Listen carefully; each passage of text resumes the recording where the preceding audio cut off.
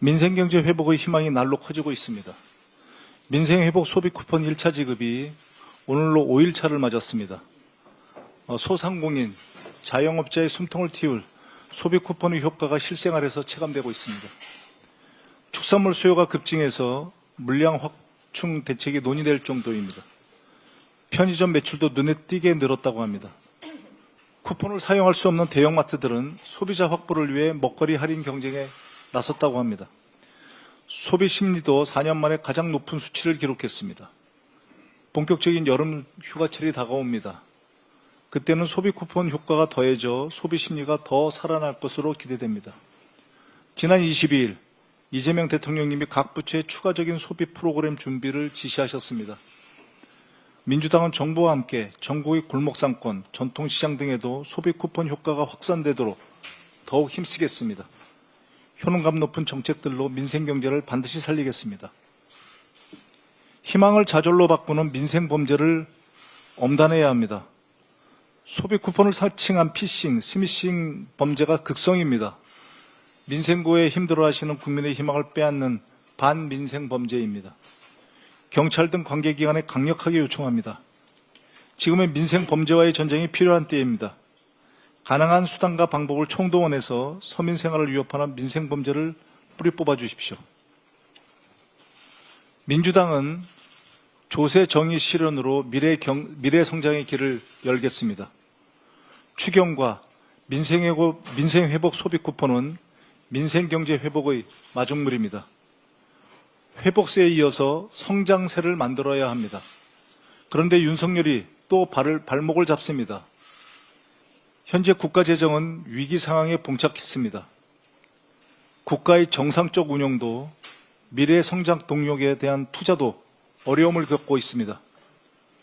윤석열 정부가 초래한 세수 파탄 때문입니다. 아끼고 줄인다고 해결할 수 있는 상황이 아닙니다. 근본 해법은 삐뚤어진 조세의 기틀을 바로 세우는 것입니다. 이를 위해서 민주당은 전당기구로 당에 조세제도 개편 특별위원회를 설치하도록 하겠습니다. 활동 목표는 세수 파탄 문제를 해결하는 조세의 정상화입니다.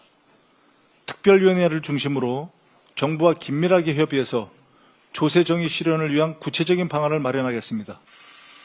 조세 정의의 실현은 혁신 성장, 투자 지원, 내수 확대, 경제 성장의 선순환 효과를 만드는 데 마중물이 될 것입니다.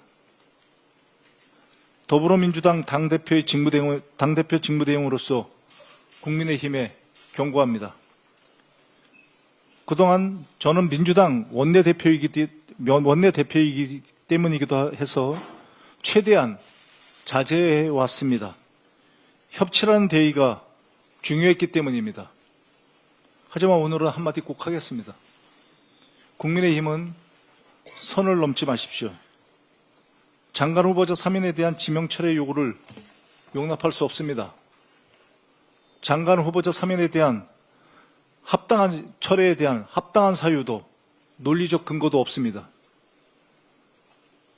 내란 혐의, 그런 내란 정당 혐의도 모자라서 대선까지 불복하겠다는 것으로 보입니다. 아마 국민의힘이 우리 민주당의 협치 의지와 인내를 많이 오해한 것 같습니다. 두 번 말하지 않겠습니다. 내란 정당 혐의를 받고 있는 국민의힘은 더 자숙하고 반성하기 바랍니다. 지금부터 민주당은 이재명 후의 출항을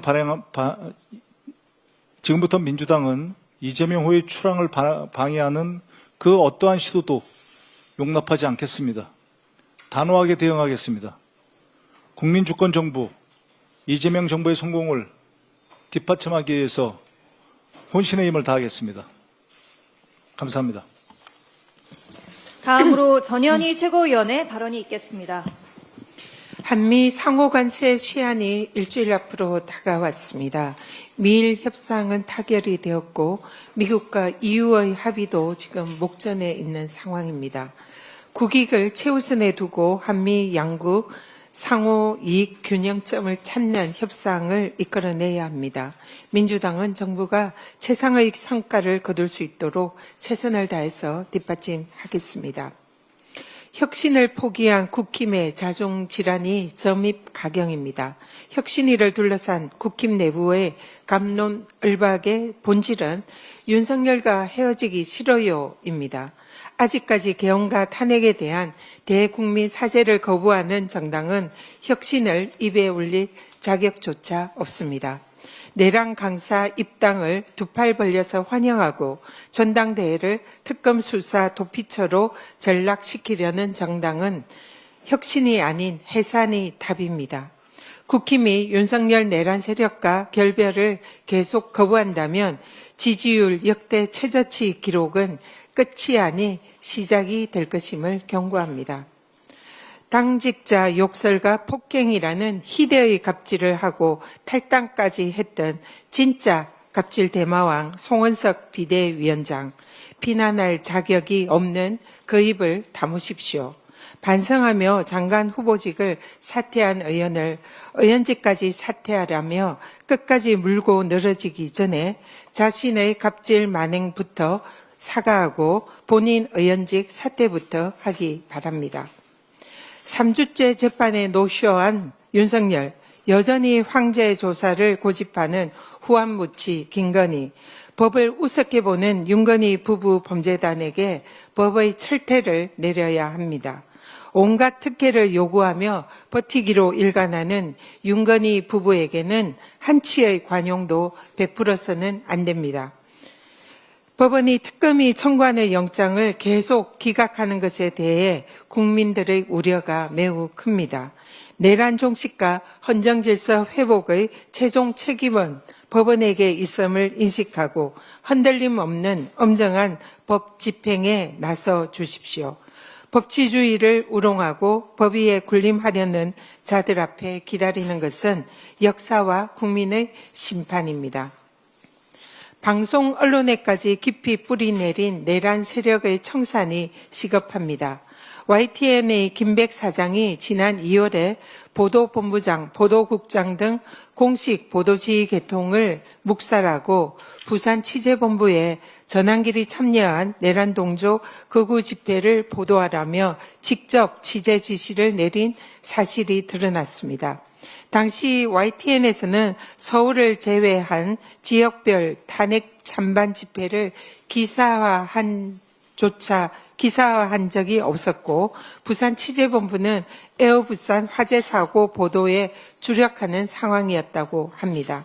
그런 상황에서 김백 사장의 보도 지시는 명백한 보도 자율성 침해이자 내란 선전선동 가담 행위입니다. 김백 사장은 부당한 보도 개입 행위에 대해서 낱낱이 밝히고 YTN 구성원과 국민에 대한 공식 사과와 함께 즉각 물러나십시오. YTN의 방송 독립성을 무너뜨리고 보도 지시를 빙자한 내란 동조 행태에 대해서는 반드시 그 책임을 물어야 할 것입니다. 오늘 민주당 3대 특검 종합대응 특위가 구성이 완료되었습니다. 제가 총괄위원장을 맡고 김병주 최고위원과 함께 활동하게 됩니다. 대응 특위의 목적은 내란 종식과 함께 윤석열 김건희 부부의 각종 범죄 의혹의 진상 규명을 방해하려는 국민의힘과 내란 세력들에 대한 특검 방해 행태에 대해서 민주당 차원에서 대응하고 또 원활한 특검 수사를 지원하는 목적입니다. 또한 내란 세력에 숨죽여 진실을 밝히기를 두려워하는 정의로운 공익 제보자들의 제보를 접수하고 보호하는 역할과 함께 원활한 특검 수사를 지원하는 것입니다. 필요하면 법령 제정 등 제도 개선도 적극 검토하겠습니다. 앞으로 윤석열 김건희 부부의 범죄 국정농단 진상 규명을 위한 특검 수사 지원에 최선을 다하겠습니다. 이상입니다. 다음으로 한준호 최고위원의 발언이 있겠습니다. 네, 최근 내각 구성과 관련해 인선이 철회되거나 후보자가 사퇴하는 일이 있어서 대단히 안타깝고 송구한 심정입니다. 그럼에도 국민주권정부는 초대 내각을 구성할 적임자를 찾기 위해 전력을 다하고 있다는 점과 우리 정부의 성공을 바라는 마음은 여기 계신 모두가 같을 것이라 생각을 합니다. 인수위도 없이 출범한 국민주권정부 어느덧 50여일이 지났습니다. 지난 23일 기준으로 장관 후보자 11명에 대한 임명 절차가 완료되었고 다음 주에는 김윤덕 그리고 최희영 두 장관 후보자에 대한 인사청문회가 예정돼 있습니다.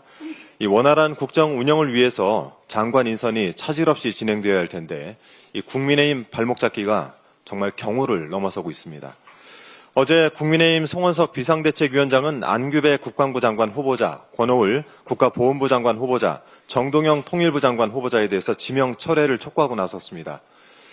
국민의힘 내부가 엉망이니 이 시선을 밖으로 돌리기 위해서라도 이런 짓을 한다는 것은 이해는 하더라도 그 사유가 합당하거나 분명해야 하지 않겠습니까?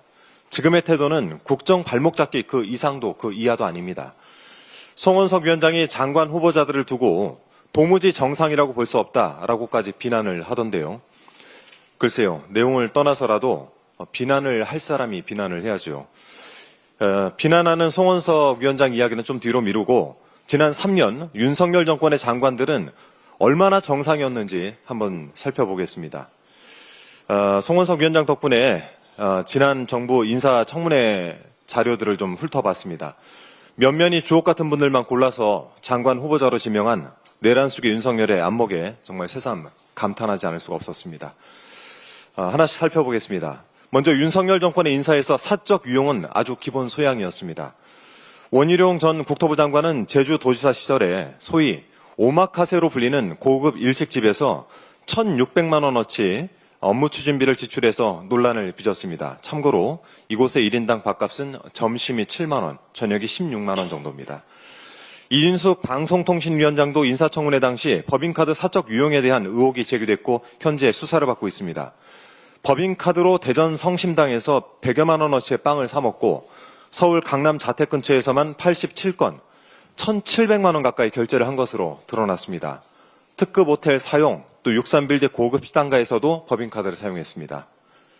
먹는 것에 진심인 윤석열 정권답습니다. 재산 증식과 관련한 의혹도 가지가지입니다. 이 대표적으로 김행 여가부 장관 후보자 사례가 있는데요. 회사의 경영권을 인수하는 과정에서 회사 돈을 사용한 배임 의혹, 백지 신탁해야 하는 회사 지분을 신우이에게 매매한 주식 파킹 의혹 등 이러한 의혹이 인사청문회에서 제기됐고 급기야 후보자가 청문회 도중 도망치는 일명 김행랑 사태가 발생했습니다. 한덕수 전 국무총리에 대해서는 4년간 18억 원의 고액 고문료 논란이 있었고 김용현 전 국방부 장관은 법무법인 고문으로 취업을 하면서 그 사실을 신고하지 않아서 과태료 100만 원을 낸 전력이 있었습니다. 그리고 그 법무법인이 내란의 핵심인 김용현 변호를 맡고 있다라는 언론 보도도 있습니다. 자녀에 대한 즉한 사랑 때문에 논란이 불거진 경우도 있었습니다. 한동훈 전 법무부 장관에 대해서는 자녀의 스펙 쌓기 의혹이 불거졌습니다. 자녀가 한 논문 대회에서 금상을 수상을 했는데 이 논문에 대해서 대필 의혹이 제기됐고 또 봉사활동 내역에 미리 서명을 해놓은 2만 시간 봉사활동 의혹으로 구설에 올랐습니다. 이건 제대로 조사를 해야 되지 않겠습니까? 유상임 과기정 통부장관은 그 자녀가 마리화나 흡입을 하고 미국에서 불법 치료한 사실을 질병이란 핑계로 덮으려고 했고 또 정호영 복지부 장관 후보자는 자신이 근무하는 의대에 두 자녀를 편입시켰다라고 하는 아빠 찬스 의혹이 불거지면서 자진 사퇴했습니다.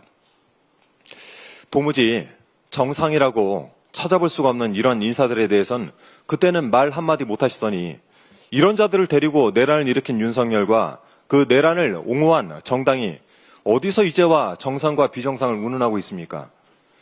더욱이 행사장에 자신이 자리가 없다라고 하면서 당직자에게 폭언을 퍼붓고 발로 걷어차서 큰 논란을 일으켰던 갑질의 대명사 송원석 비대위원장, 과연 정상과 비정상 이 단어를 입에 담을 수 있는 자격이 있습니까?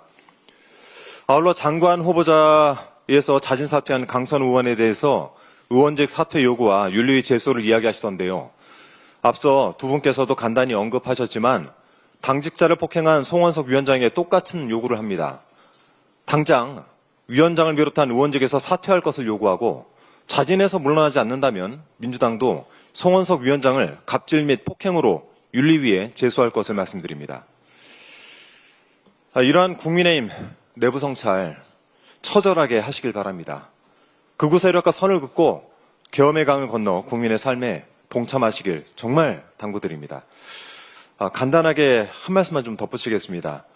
오전에 민중기 특검팀이 양평고속도로 종점 변경 관련해서 김성교 의원실에 대해서 압수수색에 들어갔다고 하죠. 제 맞은편 방이라 회의 들어오면서 보니까 기자분들께서 많이 와 계시던데요.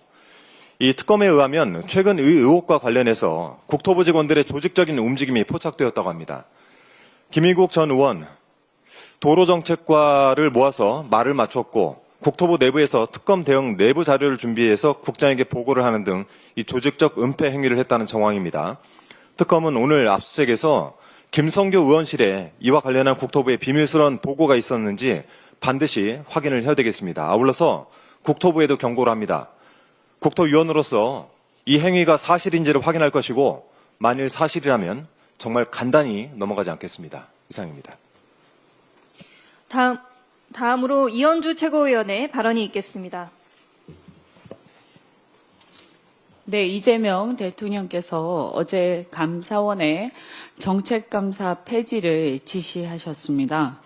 저도 그동안 지속적으로 주장해온 소신으로서 정말 이것이 드디어 실현의 한 걸음을 내딛게 된 것 같아서 정말 크게 환영하는 바입니다. 먼저 냈다고 처벌하고 태양광 했다고 처벌하고 어느 장단에 춤추란 말인가 라고 외치던 어떤 공무원의 절규에 가슴 아팠던 기억이 있습니다. 결과적으로 창의성과 적극성을 말살해서 공무원 사회에 복지부동한 행태를 만연시킨 그런 행태였다고 생각합니다. 정책 판단은 고가 평가의 영역이고 정치적 책임의 영역일 수는 있어도 징계나 처벌의 대상이 되어서는 안 됩니다. 기업 경영의 경우에도 선진국에서는 경영 판단의 원칙이라는 것이 판례로 자리 잡아서 판단에 대해서 형사처벌을 하지는 않습니다. 우리 공무원은 헌법 7조 2항에서 공무원의 신분과 정치적 중립성은 법률이 정하는 바에 따라서 법률이 정하는 바에 의해서 보장한다라고 명시하고 있습니다. 즉 정권 교체와 상관없이 공무의 지속성과 연계성을 보장하고 있는 것입니다. 지난 10여 년간 검찰의 칼을 내세운 공포정치와 진영정치의 산물이라고 생각합니다. 정치의 정상화와 국정의 정상화, 공직사회의 능동적, 적극적 행정 그리고 활력을 다시 가져다 오는 것, 이것은 바로 정책감사의 폐지로 시작될 것이라고 믿음하지 않습니다. 그리고 이러한 행태, 즉 정책감사 명목으로 공무원들의 정책 판단에 대해 과도한 징계 그리고 심지어 검찰을 동원해서 수사 처벌하는 등의 사실상 정치 보복의 관행이 계속 심화돼 왔는데 그 정점이 바로 윤석열 한동훈이었음을 누구도 부인하지 않을 것입니다. 윤석열 전 대통령은 지금 그 죄의 값을 치르고 있고 앞으로도 치를 것입니다. 그런데 사실상 지난 내란에서 계엄 해제 요구에 동참하였기 때문에 마치 보수 혁신의 아이콘인 양 행세하고는 있지만 우리는 다 기억하고 있습니다. 한동훈 전 비대위원장도 역시 이러한 정치 파탄 그리고 국정 파탄의 책임에서 역사적 책임에서 결코 자유로울 수 없다라는 것을 다시 한번 말씀드리고 처절하게 반성해야 한다라고 생각합니다. 대통령이 이렇게 화두를 던진 만큼 여야 정치권 모두 이러한 행태를 막지 못하고 부안해동한 이런 역사적 과거에 대해서 어떻게 보면 우리 모두 반성하고 심기일전해야 할 때라고 생각합니다. 이제는 그 악순환의 고리를 끊고 공직사회에 적극 행정의 용기를 불어넣기를 기대합니다. 이번 조치를 계기로 공직사회도 복지부동 자세를 벗어나서 소신껏 일하기를 바랍니다. 당연히 혈세를 아껴 써야 하고 그 공직의 적극성도 한계는 있겠습니다만 그래도 자유롭게 아이디어를 개진하고 도전하는 창의적 사회로 나아가는 지름길이 되기를 기대합니다. 한 가지만 더 말씀드리겠습니다. 얼마 전에 LG에너지솔루션이 해외 업체를 상대로 특허 침해 소송에서 승소했다는 반가운 소식을 들었습니다. LG엔솔이 해당 기업과의 배터리 기술 관련 특허 침해 소송에서 승소한 게 이번으로 3번째입니다. 현재 글로벌 배터리 시장은 사실상 중국 독주나 마찬가지입니다. 한국이 그나마 중국의 완전 독식을 겨우 견제하고 있습니다. 이러한 상황들도 미국과의 관세 협상에서 이러한 제한 사항들도 고려되기를 바랍니다. 중국이 이렇게 글로벌 시장을 독점하는 상황에서 한국 기업들의 특허권까지 침해해서 우리 업계는 이중 피해를 보고 있습니다. 그런데 최근 중국의 후발 주자 기업들이 한국 배터리 기업의 특허 기술을 무단으로 사용하고 이를 통해서 글로벌 시장 진출을 확대한 사례가 다수 발생하고 있어서 이것을 예의주시하고 있습니다. 이번 승소가 공정한 글로벌 배터리 산업 생태계를 구축하는 계기가 되기를 기대합니다. 앞으로 우리 기업들이 우수한 기술 경쟁력을 바탕으로 글로벌 시장에서 더욱 도약할 수 있도록 우리 민주당이 특허 관련 절차 간소화 검토 등 필요한 지원을 다하겠습니다. 이상입니다. 마지막으로 송순호 최고위원의 발언이 있겠습니다. 관내에 많은 비가 내리고 있습니다. 산간 계곡, 하천, 산사태 우려 지역 등 위험 지역 접근 금지, 외출을 자제하시고 이상 징후 발견 시 즉시 대피 바랍니다. 지난 19일 경남 산청군이 국민에게 보낸 호우 재난 문자입니다. 많은 비, 위험 지역, 즉시 대피 등의 경고성 내용이 담고 있지만 구체적인 행동 지침은 없습니다. 지난 19일과 20일 이틀 동안 산청군, 경찰서, 낙동강 홍수통제소, 경남도, 기상청 등이 산청 군민에게 보낸 재난 문자는 총 80사건입니다. 80사건 중 대피 문구가 포함된 건은 43건이었지만 정확히 어디로 대피하라는 내용을 여은 문자는 10건에 불과합니다. 재난 문자만으로는 한계가 있습니다. 통신장애가 발생하면 재난 문자는 무용지물이 됩니다. 실제로 산청군 일부에서는 폭우가 내리던 19일과 20일 통신장애와 정전 등으로 외부와 소통에 어려움을 겪었습니다. 산청지역 8,358가구가 정전됐고 일부 이동통신 중계기도 먹통이 됐습니다. 농어촌 인구의 대부분을 차지하는 노년층이나 디지털 취약계층은 휴대전화로 재난문자를 확인하는 것 또한 어려운 일입니다. 결국 재난 상황에서 재난문자는 보조 역할일 뿐 마을이나 지역 단위가 스스로 대피 훈련을 해야 살아남을 수 있습니다. 따라서 마을 지역 단위의 대피 체계를 구축하는 것은 생명을 구하는 일이라는 것을 명심해야 합니다. 이번 산청군 폭우처럼 단기적이고 동시다발적인 재난 상황에서는 소방, 경찰 등 공무원이 일일이 마을을 다니며 위험성을 알리기는 불가능합니다. 마을 이장이 그 역할을 수행하고 있지만 각 마을 이장이 자치단체 경보 이후 마을 연락책 등의 역할을 더 적극적이고 조직적으로 할 수 있는 체계를 마련해야 합니다. 경남도당은 어제 산청군 생비량면 수해마을을 찾아 수해복구 지원 활동을 했습니다. 그중 생비량면 송계마을 이장님은 실제 폭우 당일 마을 점검을 나섰다가 물에 빠진 마을 주민 2분을 헤엄쳐서 구했다고 합니다. 마을 이장의 적극적 활동이 2분의 생명을 구한 만큼 마을 단위의 대피 체계를 구축하는 데 좋은 사례가 되기를 바랍니다. 벌써 며칠이 지났지만 마을은 아직 수도도 복구되지 않은 상황이었습니다. 7, 8명이 한조가 되어 살수차를 동원해 쌓인 토사를 제거하고 물에 잠긴 가재 도구 중 쓸만한 것은 물로 헹구고 나머지는 포크레인으로 정리하는 작업을 도왔습니다. 2m 높이까지 물에 차올랐으니 쓸만한 가재 도구라고 해봐야 그릇과 남비 몇 개가 전부였습니다. 완전한 복구는 불가능하겠지만 주민들이 최소한의 생활을 유지할 수 있도록 정부의 지원과 대책 마련이 시급합니다. 산청은 아직까지 찾지 못한 한 분의 실종자가 있고 주민들은 작은 빗방울 소리에도 두려움에 뜬다고 합니다. 그렇다고 그분들은 평생을 살아온 삶의 터전을 떠나지는 못합니다. 앞으로 남은 평생을 트라우마를 안고 살아가야 하는 그분들에 대한 정부 차원의 대책도 분명히 필요해 보입니다. 날로 심화하는 인구 소멸과 평균 전력이 높은 농촌 마을 주민들만으로 당장 집안을 청소하는 일조차 힘든 상황입니다.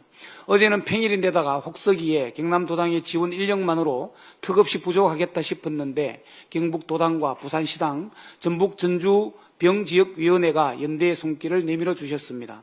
어제 아침 9시 더불어민주당 자원봉사 조끼를 입은 300여 명이 지원본부가 차려진 산청군 생비량 초등학교를 가득 메웠습니다. 오늘은 또 대구시당 40여 명의 자원봉사자들과 경남 김해을 지역위원회가 지원에 나섰습니다. 모든 분들께 감사드리며 더 많은 도움의 손길이 이어져 산청군을 포함한 전국의 수해지역 주민들이 다시 일어설 희망과 용기를 얻기를 바라봅니다. 감사합니다. 이상 발언을 모두 마치고 당대표 직무대행께서 회의를 폐회하시겠습니다. 네, 제137차 최고위원회를 폐회합니다. 네, 수고